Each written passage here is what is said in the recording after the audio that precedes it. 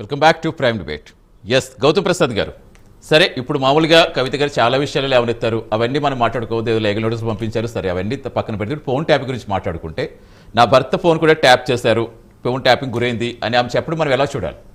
జనరల్గా మీరు అన్నట్టుగా రాజకీయ పార్టీలు ఎన్ని ఆరోపణలు చేస్తే ఇవన్నీ పక్కన పెడితే ఆవిడ కేసీఆర్ గారి కుమార్తె ఇవన్నీ కాబట్టి కొంచెం ఈ ఇష్యూ గురించి మళ్ళీ ఆవిడ లేవనెత్తిన అంశం కాబట్టి అసలు ఎలా చూడాలి? నిజంగానే ట్యాప్ గురించి ఎవరికి ట్యాప్ గురవకుండా అందరూ ఇలా వచ్చి ఆరోపణలు చేస్తారా? సార్ ఇవాళ అంటే ట్యాపింగ్ విషయము కవిత గారు మాట్లాడారని చెప్పేసి ఈ రోజు మాట్లాడుతున్నారు కదా. కవిత గారికి ఆయన భర్త ఫోన్ ట్యాపింగ్ అయిందని చెప్పింది ఎవరు సమాచారం ఇచ్చారు? దర్యాప్తు జరుగుతున్నప్పుడు దర్యాప్తులో ఉన్న అంశాలు బయటకు ఎందుకు వచ్చినాయి అంటే నిజమా అబద్ధమా నేను మాట్లాడట్లేదు. అది ఏ ఇష్యూ అయినా కావచ్చు, అది ట్యాపింగ్ ఇష్యూ కావచ్చు, లేకపోతే ఇంకోటి కావచ్చు, ఏదైనా కావచ్చు. ప్రభుత్వంలో ఉన్న వాళ్ళు లీకులు ఇస్తున్నారా కావాలని రాజకీయంగా లబ్ధి పొందడానికి, ఒత్తిడి తీసుకురావడానికి, మానసికంగా వేధించడానికి, లేకపోతే ఇబ్బందులు పెట్టడానికి ప్రభాకర్ రావు లాంటి మనిషిని, ఒక పెద్ద మనిషిని, ఒక వ్యవస్థకు ఒక పెద్ద మనిషిని తీసుకొచ్చి అంటే మానసికంగా ఇబ్బంది పెట్టదలుచుకున్నారు అంతే కదా. ఈ రోజు నేను అడుగుతున్నాను, ఒకవేళ నిజంగానే వీళ్ళ దగ్గర సమాచారం ఉంటే ఎక్కడి నుంచి వచ్చింది? నేనేం సబ్జెక్ట్ డైవర్ట్ అయి మాట్లాడట్లేదు సతీష్ గారు, నేను సబ్జెక్ట్ లోనే మాట్లాడుతున్నా. నేను గొంతు పెద్దగా చేసి మాట్లాడట్లేదు నోమన్ గారు లాగా. నేను సబ్జెక్ట్ ఎంత పెద్దగా మాట్లాడినా, ఎంత చిన్నగా మాట్లాడినా సబ్జెక్టే.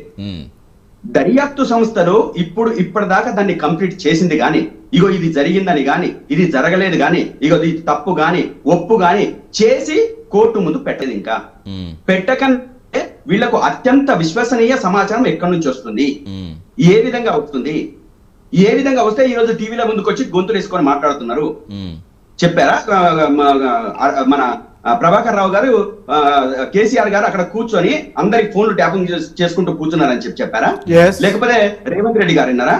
అరే కళ్ళ ముందు కనబడ్డ వీడియోలే, ఓటుకు నోటు వీడియోలే నేను కాదని చెప్పేసి పిటిషన్లు వేస్తున్నాడు.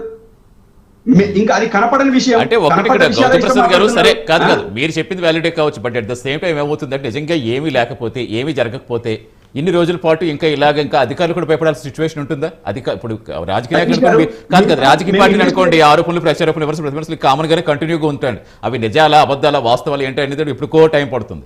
బట్ అధికారులు అనేవాళ్ళు సామాన్య వ్యక్తులు కాదు, ఏ రాజకీయ పార్టీకి కాదు, ఎవరు ప్రభుత్వంలో ఉంటే వాళ్ళు చెప్పిన మాటలు వింటూ వాళ్ళు పనులు చేయడం అనేది కామన్. అక్కడ ప్రభుత్వ పరంగా, పాలసీ పరంగా వాళ్ళు ముందుకు వెళ్తూ ఉంటారు. అలాంటి వాళ్ళు కూడా ఇలాంటి ఆరోపణలు వస్తున్నట్టు వాళ్ళు పడాల్సిన అవసరం ఉంటుందా? వాళ్ళు కూడా నోరు విప్పకుండా ఉండాల్సిన అవసరం ఉంటుందా? సార్ నేనేమంటున్నానంటే, వాస్తవ విషయాలు వచ్చిందాకా కొంచెం ఆపుకుంటే మంచిది. గబా మాట్లాడితే కుదరదు, నోటికొచ్చింది మాట్లాడితే కుదరదు, ఎవరికి ఏ నోటికొచ్చింది ఏ విషయం మాట్లాడితే వాళ్ళకు కుదరదు.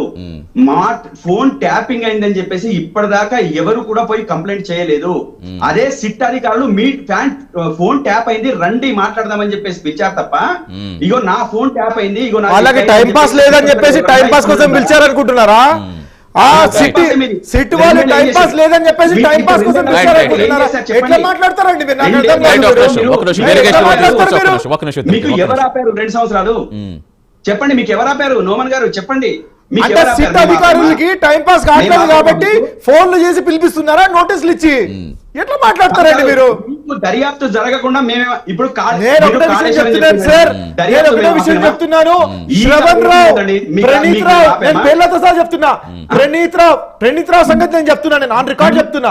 ఆయన ఒక డిఎస్పీ పేరుతో పాటు నేను చెప్తున్నా. నేను మిస్టర్ ప్రణీత్ రావు ఒక DSP, deputy superintendent of police, నేను పేరుతో పాటు చెప్తున్నా. ఆయన ఏమేమి చెప్పాడో అది కూడా చెప్తాను. అది అర్థమైంది. కానీ ఇవన్నీ ఇప్పటి నుంచి వెంటనే మనం ఇప్పుడు ఏం జరగబోతుంది, ఇప్పుడన్నా అందుకుంటుందా లేదా చూసుకోవాలి. నేనేమంటున్నాను, ప్రణీత్ రావు గారు ఆనాడు ఆయన తోటి ఆఫీసర్లతో వారు ఎప్పుడైతే ఆయనకు చెప్పినారు రికార్డింగ్ చేయకు, మంచి పద్ధతి కాదు, ప్రభుత్వాలు మారుతాయి, శాశ్వతంగా ఏ ప్రభుత్వం ఉండదు అని చెప్తే ఏం కాదన్నా మనదే. ఈ రకంగా డిఎస్పీ ప్రణీత్ రావు మాట్లాడినాడు.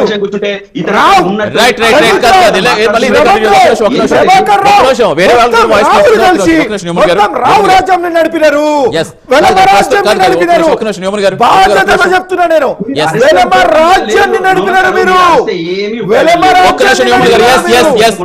పివి రెడ్డి గారు జాయిన్ బీజేపీ రాష్ట్ర నాయకులు డిబేట్ అండి. బండారు రామ్మోహన్ రావు గారు రాజకీయ విశ్లేషకులు.